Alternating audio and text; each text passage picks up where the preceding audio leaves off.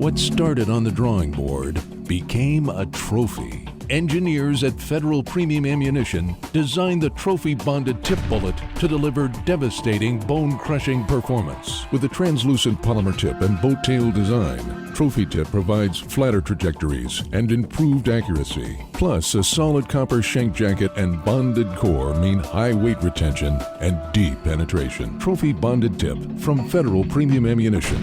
Claim your trophy. Hey everybody, we're on location. Welcome. This is Deer Talk Now this week.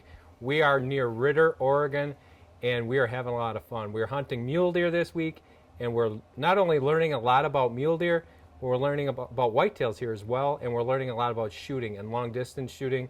Today's show, we have Brian Delcollo here from Northwest Big Game. He's a guide, a pretty seasoned guide here out in Eastern Oregon, and what we've learned a lot. Brian, first of all, thanks for joining us on the show today. Very welcome. Thanks for having me. We're just having a blast out here. We're learning, like I said, we're learning a lot. But one of the bigger things that I've been learning is about shooting.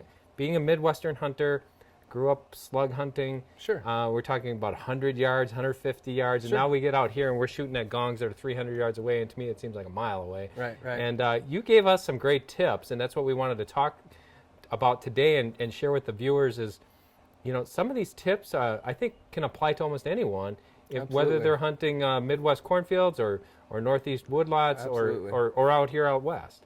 Sure. But thanks for joining us. And first, tell us a little bit about yourself. Did you grow up in this area hunting mostly? I grew up in Northern California in Susanville.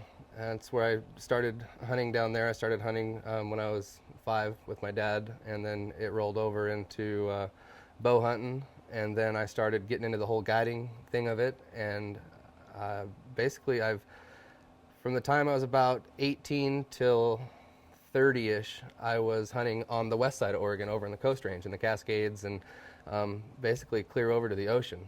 And I got an opportunity to start guiding for Dave Morris from Northwest Big Game and jumped right on it. And That's awesome. It's been a blast. It's a great place, and like I said, for anybody who wants to experience this, you want to talk about, it's not wilderness, but it's big property. It's big country. It's big, wide open. There's lots of different terrain out here. We got lots of grass. We've got steep, deep canyons. We've got flats, big knobs, benches everywhere, juniper trees. Not a lot of sagebrush like you'd see in other parts of Eastern Oregon, but it makes up for it with the hawthorns and some other ground cover stuff like that. Absolutely beautiful country and lots of deer. So lots of deer. That's really nice. Lots of deer. We've seen some nice deer hit the ground here. So let's talk about today's show. What we wanted to do is, you got this gun hunting thing figured out, I would say, just talking to you over the last couple days. And what we're going to do is 5 things that any gun hunter can do to make them a better gun hunter. And I'm just going to feed you, because you gave me these ideas when we were sitting there at dinner table the other night. And I think anybody who's watching this, if you pay attention to what Brian says, you're not only going to improve your accuracy to what you're normally used to shooting, you're actually going to probably be able to extend your range, I think, almost twice as much as what you could shoot before. But Brian, the first tip to becoming a better gun hunter or a better shooter that we put out there was, you say, do not hold that gun down when you're trying to shoot a long distance shot. Right. There's like you said, you guys whitetail hunting and stuff in cornfields, you got your 100-yard, 150-yard shot, where if you're sitting in a corner, you get off some trigger sticks, or you're in a tree stand, and a lot of these new tree stands, they've got that shooter bar that folds forward, and you can go ahead and rest on that shooter bar, for something at that distance. But I feel that once you get out to 250 and out, there's a few things that you need to change that's going to make you a whole lot steadier through the whole shot process, rather than just trying to aim like you normally would at 100-yard zero. When you get out a little bit further, you see a lot of guys, they're wrapping around their hand on the stock, and they're trying to right around here. Yeah, they're getting up, up in here, or they're holding up in here and stuff. Well, you're trying to hold this steady. Well, then you got your butt up to the shoulder. Well, now you're trying to move it in a couple different directions. And if you're going out past that, what I feel most people's comfort zone is, everybody that, I wouldn't say everybody, but the majority of hunters that we get through, and the majority of hunters through, I'd say, the U.S., they're always sighting in at dead on at 100, inch high at 100, and you know that's great when you're not shooting out past 200 yards. You know, you're holding dead on it. But then you're going to have to start learning how to adjust in these longer range shots. And out here in this vast open, you know, terrain, if you get a 200-yard shot, you know that's a close shot. It's a close shot out here. You know, the first buck that hit the ground this week was at I think right at 550. So, you know, and there's a whole nother ball game that comes into play when you're talking about shooting those longer range shots. And so what you're saying is if you're holding down, it's just giving you one more thing that can throw your shot off. Absolutely, absolutely. And you know, a lot of guys, they flinch really, really bad, and they're like, "Oh, that was a great shot. That was a great shot." And you go down and look at their group, and they've got two right here and one over here.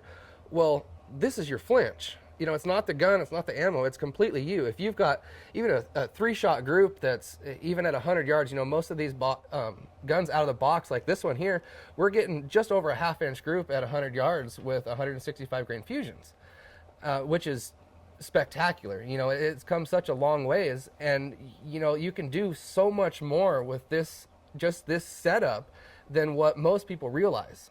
Is what I like to do. All my personal guns are all sighted in dead on at 25 yards. I move them out to 300, and then I make 1 or 2 click adjustments as needed, windage, elevation, whatever it's going to be.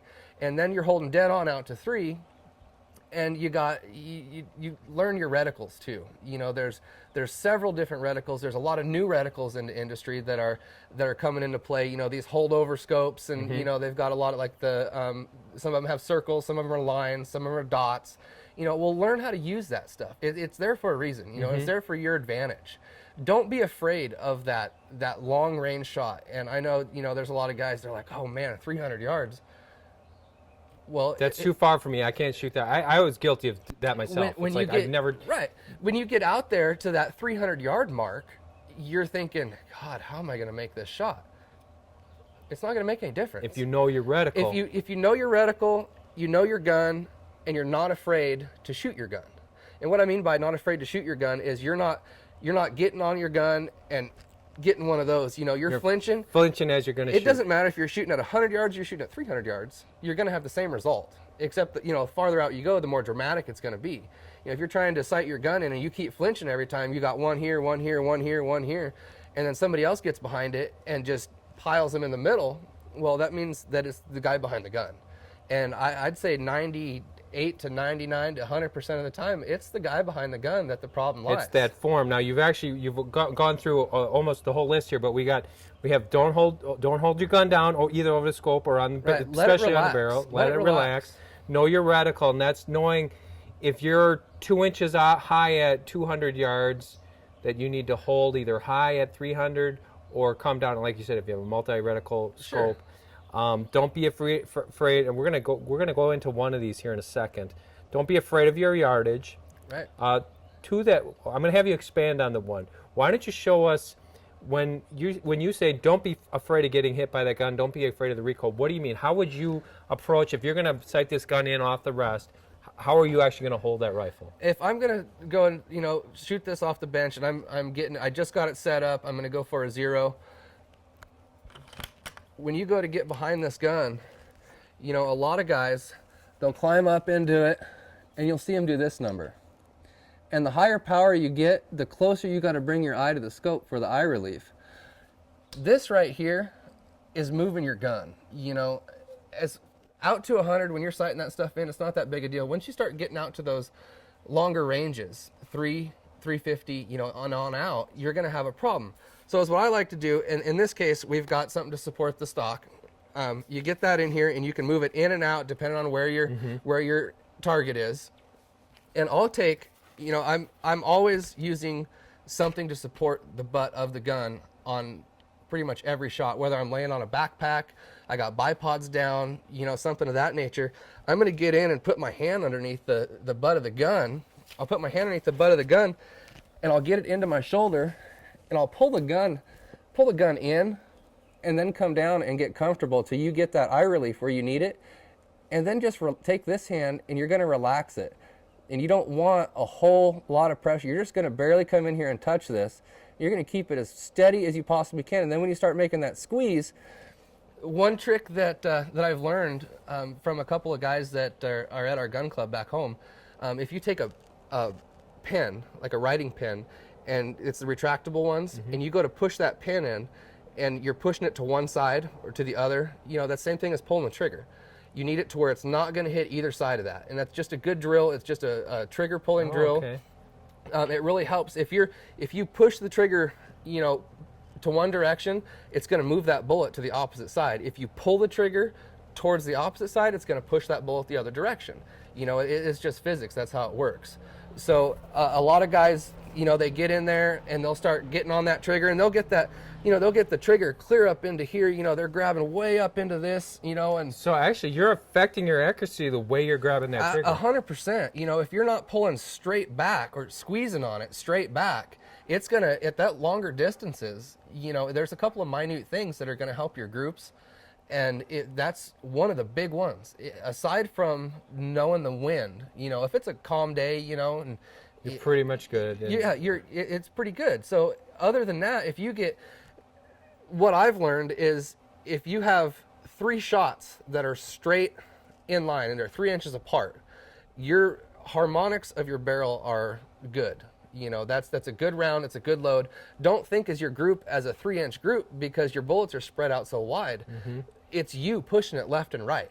So that's the shooter. So the left and right is, from what I understand and what I have heard from a lot of guys that are way better shooters than me, is everything that's windage left and right that's inconsistent is the shooter. It's not the gun. So you're pulling it, or you're making something that you're doing Right. there when you're pulling that trigger. Exactly. Is what's moving. Exactly. Let's. The last point I want to break. This is great information, and everybody's got to watch this show again to pick up on all these things, because some of them are small details, but all those details add up to a lot of bigger things. Absolutely. What about your breathing technique? How do you now? One thing that I do that I think that I've been told I've been doing wrong is I would always hold that gun down and take a breath, and I'd start exhaling it and keep exhaling it as I shot. You said you do a little bit different. I do, than and that. that's again, this could be a personal preference, or it's just some stuff that I might have learned through the growing up doing this type of stuff, and then getting into the whole long range stuff, and talking to guys that have won a lot of 1,000-yard competitions, they're national champions and stuff.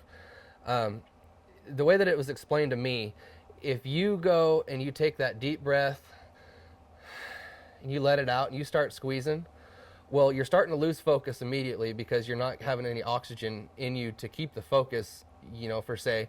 And then your heart's going to start beating a whole lot faster because it's trying to get more oxygen into your blood.